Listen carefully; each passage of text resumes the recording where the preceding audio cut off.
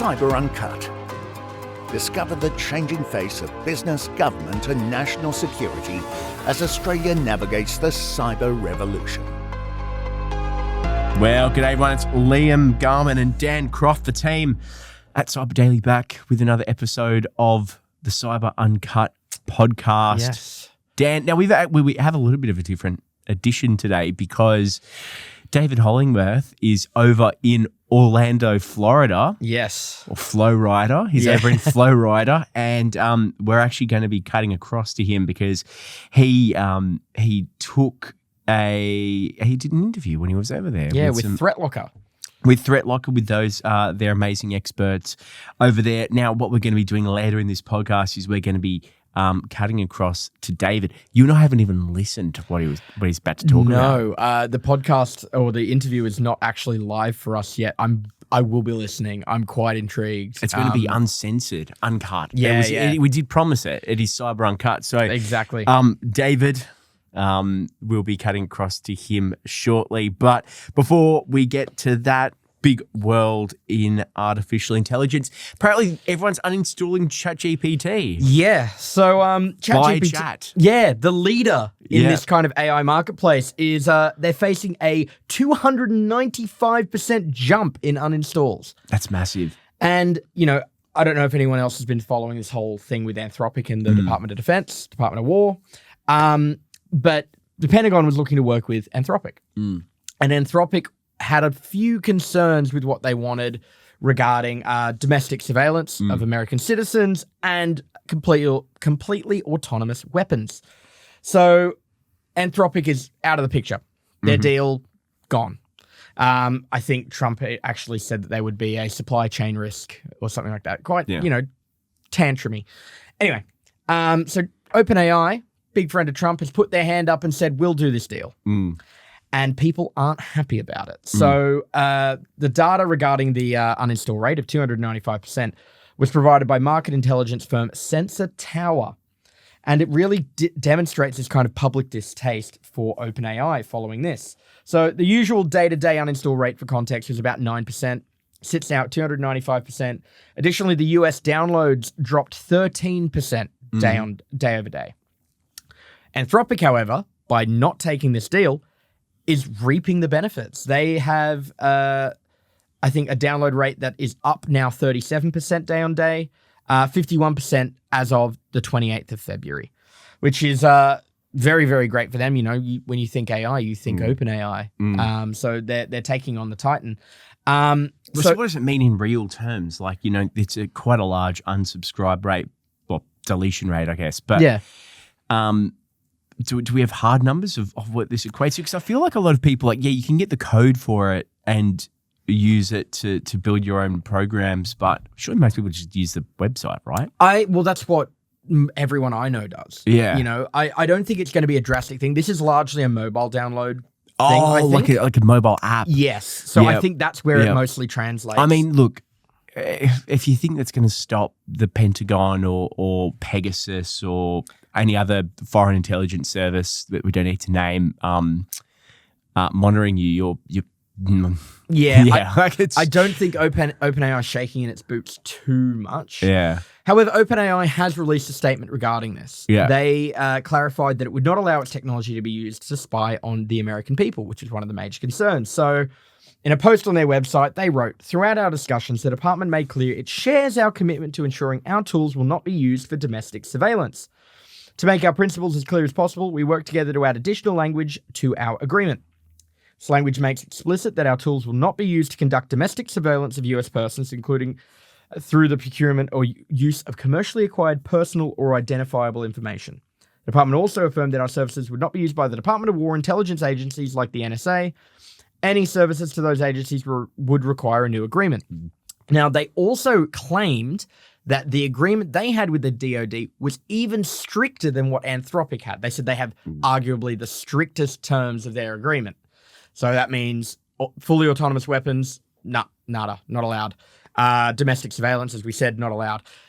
Which begs the question, why would the DoD not have accepted Anthropic's terms if they're just accepting one that is more limited for them? So I think that OpenAI is either, offered a better financial deal, or they're telling little fibs. They're walking around their words. Yep. Okay. Now, that's a big accusation. I'm not exactly accusing them of that, but I'm just trying to work out exactly how this has gone this way.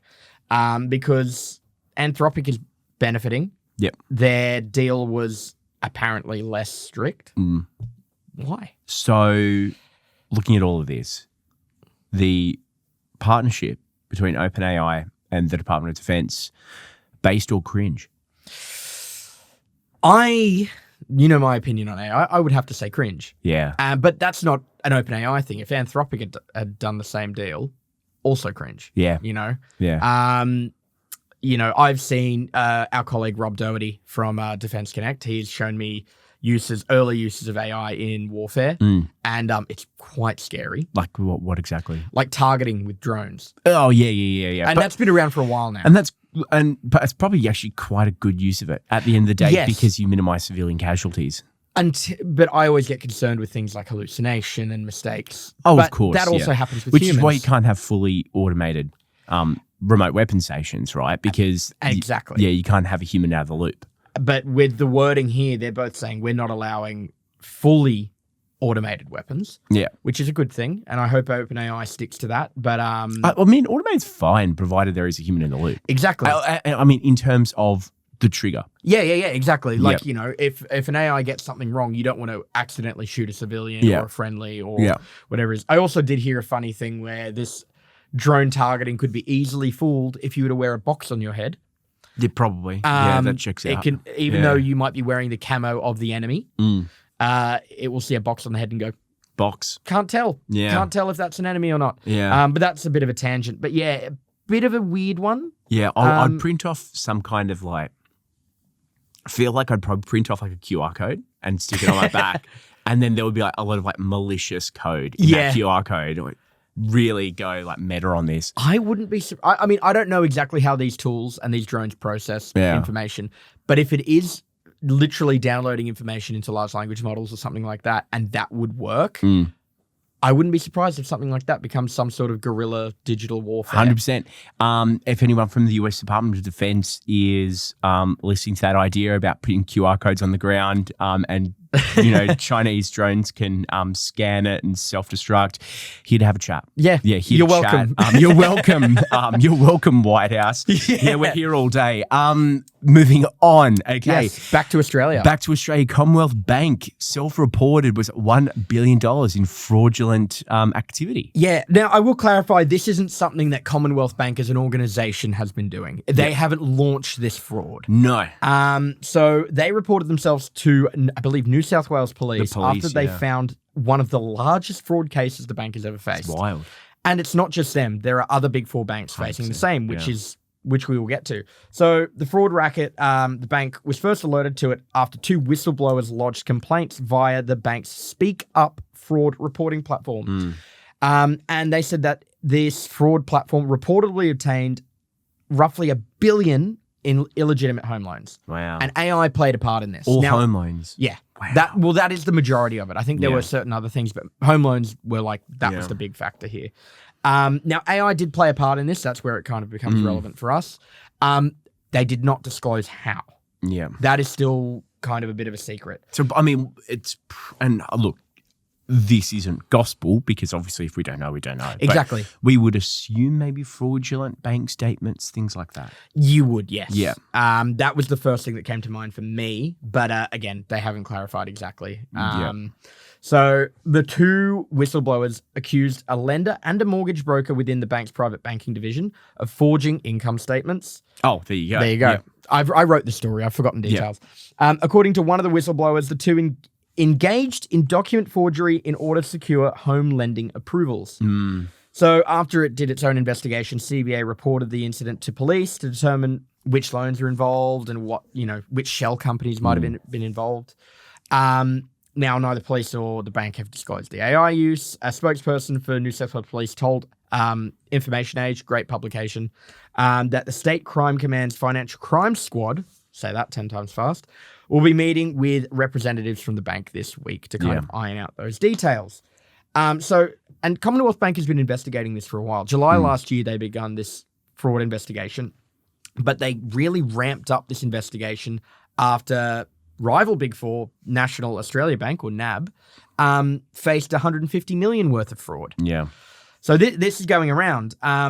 In NAB's case, it was a number of brokers, realtors, and lenders that allegedly acquired loans for luxury properties and used insider knowledge for the scam.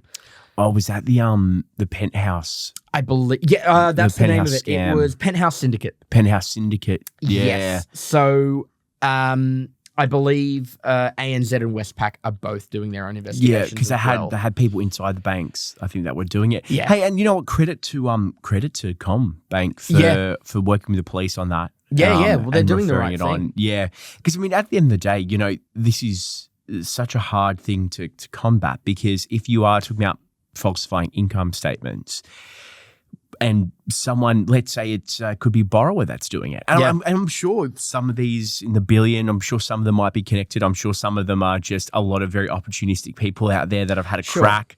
So there's no guarantee that it's this big, you know, behind the scenes conspiracy. There might be some big ones. Yeah. There might also be a lot of just bad apples out there, brokers that are doing it for their clients, or clients that are you know, just looking to get a bigger house deposit and faking it.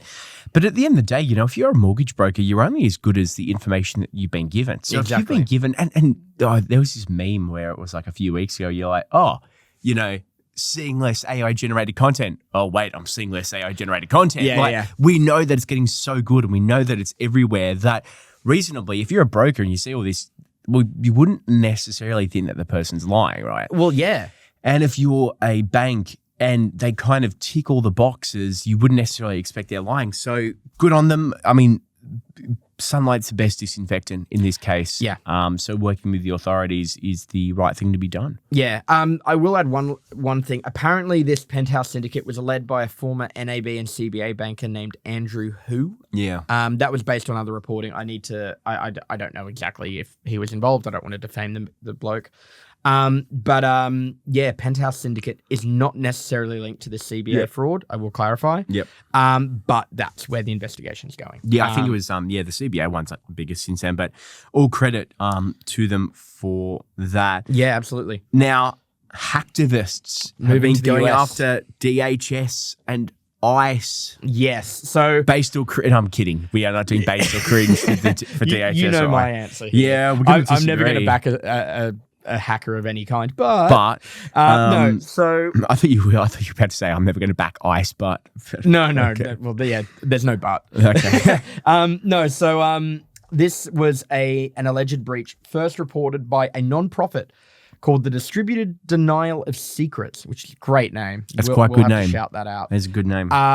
They said that an entity had breached the DHS Office of Industry Partnership. So they wrote details on ICE and DHS contracts with over 6,000 different entities ranging from private business to government agencies and even dozens of universities. Some of the notable firms include Anduril, that's not Gary, surprising. L3 Harris, Microsoft, Oracle, Palantir, and Raytheon. I mean, none of that's surprising, though. Not really. I think there's more shock value in the Palantir. Yeah. It's pretty funny. Yeah. Like it's just, I mean, that's quite funny, I guess. So I'm not surprised. No, neither am I. Yeah. They're all the names you'd expect to see. Yeah, it's just like borderline defense department works with defense contractors. Yeah. It's more, I think, what is within those contracts, which we don't know yet. Oh, okay. I mean, some of them. So I think the hacktivist has released that information. Some of the information is definitely damning, but I don't know all of it. Yeah. So this hacktivist known as the Department of Peace released a statement explaining its motivation for the breach. Cringe. That is. I'm sorry. The Department of Peace. That is cringe. Yeah. Look, as much as I agree with their motivation. Don't come after me. Yeah. So the Department of Peace said, I'm disclosing a list containing the details of 6,681 organizations that applied for contracts with the US Department of Homeland Security. This data was taken from the Office of Industry Partnership. Why hack the DHS? I could think of a couple pretty good reasons. Pretty spelled P-R-E-T-T-I. I'm releasing this because the DHS is killing us and people deserve to know which companies support them and what they're working on. So this hacktivist has said that the listing allegedly includes company names, URLs, employee names and titles, business and potentially personal addresses, staff phone numbers and emails, tax ID numbers, including employee ID numbers and potentially social security numbers, other government contractor IDs, such as UEI numbers and cage codes, as well as internal DHS staff comments regarding data updates. So quite a lot of data. Yeah. And I think when you talk about company data, that's one thing. Like you said, these are all things like, yep, this is nothing surprising. But when it gets to personal information, that's when this can get more damaging. And I know that this individual might not mean to empower criminals, but by doing this, they are. They also said, additionally, I've included a second list containing information on which of these companies won contracts and what those contracts were for. Again, as you said, probably not a huge surprise for a lot of those, but the information in the second list may be less sensitive, they said, but it doesn't appear in the public section of the department's URL, as far as I could tell, they said. I've included the second list for reference in comparison to the first. Both are likely incomplete. There are some entities in this list that I take no issue with, such as NASA, the various universities, water safety organizations, etc. However, people deserve to know about them too, and these entities likewise deserve to know that they're a part of the breach. So they said that there was FBI and DHS data itself. And yeah, so the intentions are pretty obvious, as much as he didn't paint it out, or they didn't paint it out. They're not happy with ICE. Yep. And, the detainment of US citizens and, the killings that have happened and things like that. So that's the motivation. Yes. Moving on before we start arguing. I could see your face going, I could say something here. Oh, man, I've got a lot to say. Defending one's border is a good thing to do. However, I agree. I will agree with that, and then we'll move on. We'll just, how do we find the gentlest way of meeting in the middle? I think that's probably it. We'll leave it there. Iran war, big stuff. Yes. So this is placed a lot of industries on cyber alert. Yes. We're talking specifically about financial services firms. Yep. And part of the reason we're doing that is because there is a lot of connections between financial services and everything. Yep. That Checks is, out. critical infrastructure organizations, stock markets. We already know the value of petrol is going to skyrocket because of these incidents. That's not even cyber related. But you could see other things go up in price or be harder to access, or, data breaches and things like that as a result of this. So, following the death of Iran's supreme leader, Ali Khamenei? Khamenei, yeah. This is a I think joke. it's like a Khamenei, yeah. Okay, right. I don't know. His pronunciation, cultural appropriation, I don't know. So concerns regarding cyber attacks and digital retaliation against particularly US financial services firms are kind of really rearing their head. Iran has said it would make retaliatory strikes following the death of Khamenei. I'm going to say that. It's called the Ayatollah. Yeah. Yeah. And they, saying that their response would be unlimited with no red lines, so no holds barred. Iran said that. Yeah. So they've kind of promised this response. Yeah. Now we know, stock markets have already been disturbed. So speaking with another publication, Reuters, Todd Klessman, Managing Director for Financial Services, Cyber and Technology at SIFMA, said that despite growing security risks, financial firms are ready for this, which is actually some really positive news. I was, when I was writing this, I expected a lot more doom and gloom when I first scanned through the story and read it. There's a lot of people are doomy and gloomy around this, and for obvious reasons. But when it comes to cybersecurity, and I know some people are going to disagree with this, but it's actually correct. So, I'm not going to cede any ground on this. Our systems, despite what people think, are considerably more resilient than those of, and I don't want to use the word enemies because that's not fair. No. I mean, as a nation, we haven't declared war on everyone. No. Perhaps more diplomatically, our cyber systems are considerably more resilient than those with whom we might not be in the same geopolitical boat. Yes, that's a great way of putting that, yeah. Because those with whom we are in different geopolitical boats, they spy. Yeah. They spy on their citizens very routinely. So And this is something that was very clear with Iran, but it's also the case in China. And we've had cyber experts on this podcast. They're like, no, actually, Chinese companies and Chinese government systems are actually very easy to hack. It's like super easy to hack because at their nature, they were built with backdoors in them for people for the government's use. For the government's use, for the government to spy on their citizens. By nature, it's built with backdoors in it.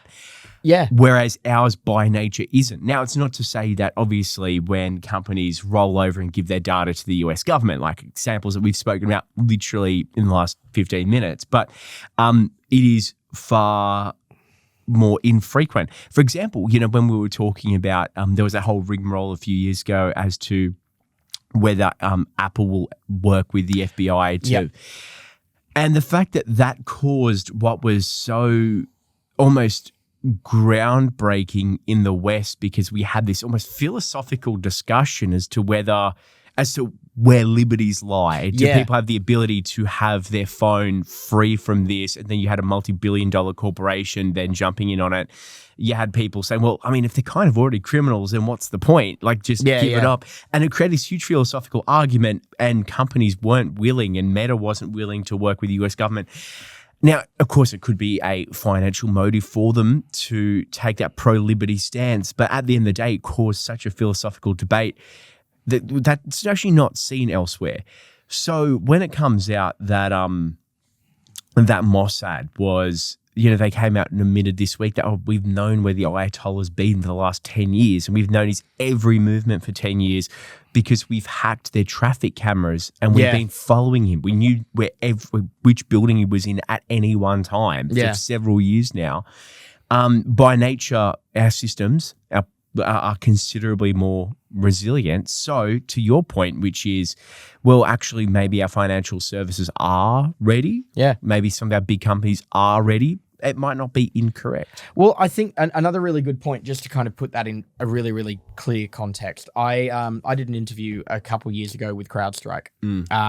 And one of the greatest points from that entire interview was you talk about the context of vulnerability discovery. In the US, for example, say a researcher finds a vulnerability in Google. You report that to Google. If you were to report it to the government, that relevant agency would then report it to Google. Yeah. No stress. You do it in China, you report it automatically to the government, and the government then decides, do we want to keep this backdoor vulnerability or do we want to tell the vendor? Yeah. And sometimes they'll tell the vendor, but also having that backdoor into a major US corporation is valuable for their own espionage. And that's just how it works. And and it's very, very well known. Like if you were to go over to the US, certain apps like Facebook and Messenger and things don't work. You need don't work properly. You need to use things like WeChat and things like that. All monitored services. That is just how it works. Now, I don't know anywhere near as much about Iran in terms of what they do in terms of like monitoring their own citizens as I do about China. But if it is comparable, then it makes sense that our financial services firms in the West, like the US and here and everything like that, are going to be more resilient because they just don't have those back doors, as you said. And also, I think the other layer to this is, and we can maybe group China, Russia, and Iran into the same geopolitical bloc, more or less. But when you have that grey state activity where you would have a lot of freelance hacking groups that would be simultaneously working for these governments from a geopolitical, military, security point of view, but also doing their own financially motivated attacks on the side, there is a good chance that some of our big corporations have already gone toe-to-toe with some of their best and finest. Yeah. I mean, I doubt these big corporations are going to report every single time they just won't, because it's probably happening. I mean, they'd be doing it every second. Yeah. So, one of the points, actually, going back to this quickly, credit rating agency Morningstar DBRS actually said this week that the biggest risk that our financial services firms are going to face is indirect consequences, as we were talking about borrower shock, higher oil prices, things like that. But malicious cyber activity is not something just to rule out. Here in Australia, cybersecurity firm CyberCX said the risk of cyber attack cyber attacks against entities like financial services, as well as things like energy, water, defense, government agencies, is definitely elevated. And there is a heightened threat from Iranian espionage and disruptive cyber operations. So they've done it more as a blanket warning across a bunch of industries. And that's a very valid point. You know, you get these big geopolitical events, there is going to be more chances. There's going to be a higher chance of these kind of cyber espionage and malicious attacks. But I think the point that, and very rarely do we get to report this positivity around our cybersecurity on this podcast, but hearing that our agencies have this ability to defend is a really, really good thing, and it should be celebrated. Not to be taken for granted, of course, but one of those things where, like, yeah, we might be ready for this. Yeah, absolutely. Now, before we get on to David CISA, is it CISA? CISA, yeah. CISA, in a bad way. Yeah, so the US Cybersecurity Agency, Cyber Intelligence Security Agency, I think it might be. I don't remember off the top of my head. They're not in a good place. Why are they not in a good place? So CISA was actually started by the Trump administration during the first term. Based or cringe? Based. Okay, well, whoa, Yes. coming from you. Yeah, Okay. starting a federal cybersecurity agency like CISA, Yeah. based. So no one can ever accuse you of not looking at policies on their merits. No, Of like not doing that. Like, yeah. I think, this podcast is great evidence that I'm not a fan of the Trump administration, Yeah, but you need credit where credit's due. Yeah, credit where credit's due. Yeah, great. What he did post that regarding CISA is not so bad. Oh, okay. So, for a bit of context, Trump has not been a fan of CISA for a while. Even though he set it up. Yes. Okay. Since the 2020 election. Because because it was stolen. That's what he says, yes. Without presenting any evidence of that. Well, I feel like there's plenty of evidence out there, Daniel, but okay. This might be another podcast. Yeah. So he, I forget his name, but he removed security clearances from a bunch of guys, Act CISA. CISA's still around. And then one of those guys, I forget his name. I really wish I remembered his name. Started his own cyber firm. Security clearances were stripped from that firm. Oh. Like really, really went for blood. Yeah. So now, last year there was a bunch of terminations at CISA. Like they have been worn thin. Yeah. And now sources speaking with CyberScoop's Tim Starks, here it is, the US Cybersecurity and Infrastructure Agency, that's what it stands for, is really, really suffering. Roughly a third of staff have been axed. Hundreds of others are... Yeah. A few hundred have been reassigned to other DHS roles. A bunch of people are leaving. And it's getting to the point where then they no longer really have the capabilities to do what they need to do. Like the US is going to be one of the most targeted countries in the world, if not the, for cyber warfare. And your cybersecurity agency is falling apart. Yeah. So, I mean, this might be a little bit too in depth. I mean, maybe it's worth. No, we don't ask ChatGPT anymore, do we? It's we're asking Gemini. Yeah. What the difference is? Like, where does the line start and finish between DHS, CISA, NSA? Because I mean, there's not really like a clear ASD equivalent. It's similar, Yeah. but it's not. Yeah, it's not as clear. Yeah. So, for a general comparison, you'd probably say the DHS is the ASD. And CISA is your ACSC. But it's not that transparent. So the DHS does oversee CISA. CISA is part of Department of Homeland Security. Yeah. But I don't think it's as structured as ASD, ACSC, because ASD still has, department above it as well. Yeah. Well, it's just like DHS is like, that's one of the head honchos, and then you've got CISA underneath. Okay. Yeah. Trump during Project 2025 actually recommended that CISA should be dismantled. And a bunch of Republicans backed him on this. Now, it wasn't dismantled, thankfully, but House Homeland Security Committee Chairman Andrew Garbarino said, year one was a tough year for the agency. A lot of the best and brightest have left the agency. The amount of cyber attacks that our nation is seeing every day, both on the private side and on the federal government side, you want your best people there fighting against it. And if they're somewhere else, it definitely leaves us all vulnerable. Yeah. Now, what was the reason for Trump going after CISA? It was the for 2020. For 2020. Oh, so that's the blood feud. Yeah. Yeah. So he was pissed about that. So he decided, let's take apart CISA. Not the bloody time to go after a cybersecurity agency. No. You could argue that the US is facing, well, actually, it's probably not a hard argument to make that the US is facing more cyber attacks would be than it ever has. I mean, without a doubt. Technology for one, but two, the geopolitical tensions that they're facing all around the world. You're going to have a lot of people are passionate about US politics. When I was just out of high school and I was getting really into politics, US politics was something that I really didn't think about that much. Yeah. I was thinking about local politics. Now, the most, busy, dramatic TV show in the world is the news. And it's all US politics based. Yeah. And how it affects here in Australia. So it's kind of one of those things that's hard to ignore. One of the sources at CyberScoop said CISA staff are still looking to jump ship. Morale is really low among their ranks. And one of those sources, this wasn't a source. Mississippi's Benny Thompson, I believe Congress, I'm not sure, I don't remember off the top of my head, said, it's tough to have a robust entity when you cut the money. We are weaker because of CISA's lack of manpower. CISA wasn't politicized for the most part until the Trump administration came along and accused them of somehow contributing to his election loss. Right. These are the words of a Democrat, admittedly. Yep. But yeah, it's one of those crazy things where at first I actually thought that CISA was established under Biden. When, just from memory, and I was like, oh, well, I know Trump has wanted to reverse a lot of the actions of the Biden administration. That got caught up in it.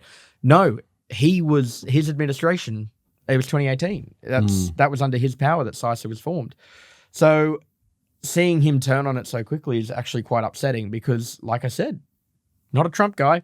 Forming CISA is based. Yeah. And that turns us right back to where we started. Yeah. Now, on that note, yes, we're going to direct all complaints and queries to Daniel Croft at momentummedia.com.au. But we are going to go not quite live. No. A couple of hours from being live, to a quick interview from our colleague David Hollingworth, all the way in Orlando, Florida. Yep. And that's coming up in just a second. All right, so thank you for sitting down out of your very, very busy schedule, Danny, to chat. It is very surreal to be having this conversation right now at Zero Trust World when there's so much cyber activity happening in the Middle East. What's your take on what's happening over there? So I think one of the things, it's a little bit early to actually see the outcome, but we can see the previous outcome from June's, I guess, the very short exchange of missiles. After that, within weeks and then months afterwards, there was a large increase on state-sponsored attacks on U.S. companies. Now, when you think about how these guys want to attack, they typically always want to go after the federal government. The federal government's got stuff pretty locked down, not as locked down as I would like in some cases, but they're definitely a very, very difficult target. So these companies will target high profile of that, but where they tend to be far more successful is they start going after infrastructure and I don't mean just electricity grids, but things like hospitals, anyone that, like, we saw the Colonial Pipeline quite a few years ago. Local cities are big targets because these are very, very soft targets, very easy to get into and tend not to have the security, but also cause chaos and interruption in the US. And I remember in 2019, there was 2 cyber attacks within a month where the state of Florida paid over $2 million, I think, to attackers to get their data back after they shut down the entire cities. Good grief. Yeah, and I know that the US has midterms coming up, so surely that's going to be a juicy target for pro-Iranian hackers as well. Yeah, so the elections tend to be pretty hard in that they're isolated, but where the cyber teams, if you like, will get involved there is more leading misinformation, trying to spread things that may be inaccuracies, and creating fear. So if they can create fear, then that could outcome the election results. Is it impossible like most of the election systems are closed, but if we can go after cities and cause chaos in the cities, then that tends to, even something like a water company coming down and not being able to send bills. It's all about that public confidence, isn't it? Yeah. And you'll see, and it's very common, and you'll see nation-state groups go everything from federal government targeting DoD right down to small businesses that really have nothing to do with it. But it's just about, hey, how much pain can we cause the US? Because they don't have the reality is they can't shoot missiles back at the US. So despite what the US is saying Iran's capabilities were in that area, no, they can't. No. So the easiest way for them to attack is to try and hit wallets of businesses and companies and then cause damage. How do you think the split is between, say, nation-state actors? Because I know Iran's internet capability has been pretty much heavily curtailed, like down to 4% of normal. But then you've got the hacktivist groups that may be operating outside of Iran in particular, who are pro-Iran hackers, and they seem to be being very, very busy right now. Yeah. So and there's also there's pro-Iran hackers, but there's also so when we think about nation-state attacks, we take Russia as an example. Yeah. They have nation-state attacks, but also they have supported or maybe just left alone attackers. So it's like you can sit here and run crime from your basement against the United States or against Europe, and we're not going to do anything about it as a country. Now, obviously, in Iran, there's very little of that right now because there's no internet. So it's hard to launch an attack when there's no internet. But then you obviously do get supporting groups outside, and there's always people that are going to hate the US, always people that's going to hate Europe, and they're always going to go after it. And the thing is, you don't need to have a skill set nowadays to be able to cause damage to cyber stuff. You don't have to be skilled to write malware. You can do it through AI. You don't have to be. You don't even have to be able to speak English to write an AI email. And you'll see more and more of those attacks coming out where they're just phishing for information, stealing credentials, gaining access to email accounts, stealing credit card numbers, those type of things. So Australia isn't involved yet, thankfully. But we already know that an Australian base in the Middle East has gotten targeted by drones, and our government's come out and said, we support Trump's attacks. Does that paint a bit of a cyber target on any nation which support what Trump and Israel are doing? So I think what's interesting about this is the US and Israel obviously attacked Iran. And what I was shocked about was Iran was willing to reply with attacks on neighboring countries that had relatively loose support for the US and Israel. So I think saying, being supportive, and it's not to say whether you should or shouldn't support, but being supported in any way, clearly Iran's willing to reply to that because they're willing to do it against Dubai and Saudi Arabia and Bahrain. So I absolutely think that they're going to be bigger cyber targets. It's easier to hit someone with a cyber attack from a computer in the basement. True. Do you think that the cyber activity will drop off if there is, say, an endpoint to the kinetic side of the conflict? I think if we go by June, we see it increase for a few months because, and if we look at June, it seemed like Iran had to reply and wanted to reply with a pretend show of, hey, we're going to shoot something back that we know you're going to be able to knock out the air, and then hopefully this de-escalates the situation and we go down. Obviously, this time that wasn't the case, probably because the damage was much more severe to Iran, and they've replied with much more aggression. So I think the dropping off at this point is probably where it starts to pick up, and then eventually we see a downturn. I think one last thing I want to touch on, what I think is quite interesting, is we've seen kinetic targeting of AWS data centers, for instance, in the region. So, that seems to be on the cyber side of things as well. While sure, it's a missile strike on physical infrastructure, that physical infrastructure represents huge amounts of data. So is that also something else we need to be thinking of data center security? Absolutely. And we have infrastructure actually in AWS in the Middle East. And we look at it off, we have multiple regions and we're able to restore, but we had outages very briefly in Dubai over the weekend. I'm trying to remember where we are now.